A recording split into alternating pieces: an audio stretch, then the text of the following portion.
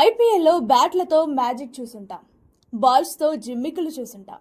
కానీ ఎప్పుడైనా గ్యాలరీలో ఉండి నిమ్మకాయలతో బ్లాక్ మ్యాజిక్ చేయడం చూసారా?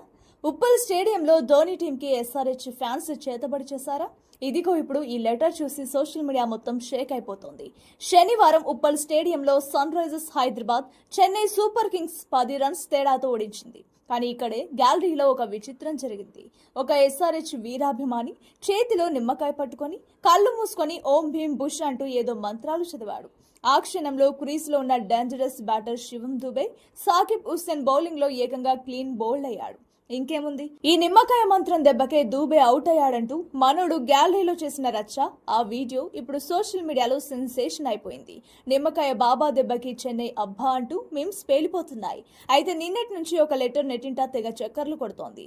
అందులో ఏముందంటే, CSK CEO Kashi Viswanathan Uppal match లో ఆడియన్స్ మా ప్లేయర్స్ పై బ్లాక్ మ్యాజిక్ లాంటివి చేశారు, అందుకే మా వాళ్ళు కన్ఫ్యూజ్ అవుట్ అయ్యారు. ఆ నిమ్మకాయల వ్యక్తులపై యాక్షన్ తీసుకోండి అని ఉంది. అయితే ఆ లెటర్ పక్కా ఫేక్ అని తెలుస్తోంది. ఇలాంటి ఇంట్రెస్టింగ్ అప్డేట్స్ కోసం మన ఛానల్ ని సబ్స్క్రైబ్ చేయండి.